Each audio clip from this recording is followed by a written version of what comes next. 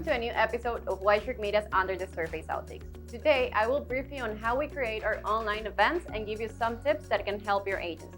Before the pandemic, webinars were already used. However, in-person events took more credits than online events.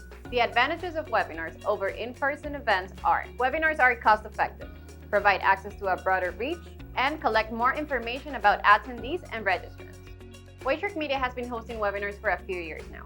As in any marketing strategy, it takes time for these events to gain popularity and credibility. What matters here is to have a topic relevant to your target audience and to have a good speaker. However, what we have found to be the secret recipe is consistency, like any other marketing strategy. Let's take our webinar series In Depth with PPC as an example of how to create a webinar. Here are some of the most important aspects to take into consideration. Number 1, define if a webinar is a suitable tool for your needs. The first step was deciding if an online webinar series will impact our goals that are lead generation, accelerate turning MQLS into SQLs, and adding value to our existing partners and clients. Considering the pandemic and that online events were not going to be a thing for 2021, we decided to prepare a 6-episode series. After deciding this, we went ahead and planned more strategically. Who is going to be our target audience? What day and time are the best to do webinars? What platform are we going to use for the events? To answer these questions, we used data from previous events and also did some research online. Number 2, choose a topic and build a brand. After defining our target audience and our key objectives with these episodes, we knew that the subject has to be something that we're experts at to provide value to our audience. We have done PPC for 10 years, so the subject had to go around that. And that's how In Depth with PPC came out. So our design team went ahead and created an identity for the project: logo, brand guides, and color palette. Number 3, define the speakers and the team involved. Define who is going to be your webinar team from the get-go. Define the organizers, presenters, and assistants. Organizers are in charge of the content, social media promotion, and email marketing. Define the host and the speakers.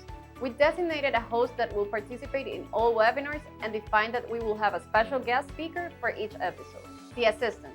This is the person in charge of managing Zoom, setting up the event, and answering questions from the attendees during the event. Number 4, determine the format of the webinar. There are different popular formats that you can use: one speaker, interview style, moderated panel discussion, or interactive. We went ahead and picked the moderated panel discussion, where our host started the conversation and then our special guests continued sharing their personal experiences. We prepare a deck in advance of the presentation with each presenter's information to avoid confusion and make sure both messages are delivered effectively. Number 5, content creation. Creating relevant presentations is one of the essential parts of creating a webinar series.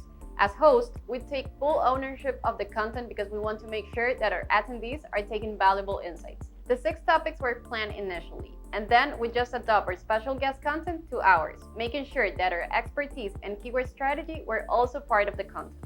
Number 6, defining your advertising strategy. This is also really important as it has to align with our current system. We determined that every Monday we were going to send the email template for the webinar, and events were going to take place on the last Wednesday of every month at 11 a.m. CDT, which turns to be the time and day with more attendees. Partnering with thought leaders also influenced the reach of our events, so asking them to promote the series on their social media was part of the strategy. If you have the time and the resources, it is highly recommended to create a landing page to promote the webinar. After every event, we share the recording and the presentation with attendees and registrants to ensure they have access to the information. Zoom has the option of setting up emails for reminders and follow-ups, so you just need to set it up in the platform. I highly recommend Zoom if you're starting with these types of events. The platform is user-friendly, and it has excellent features like auto recording, email setting, custom URLs to track where registrants are coming from, a custom landing page, and more. Thank you for watching, and if you would like to see our past webinars from In Depth with PPC, visit our YouTube channels as we share the whole episodes there. See you in the next one!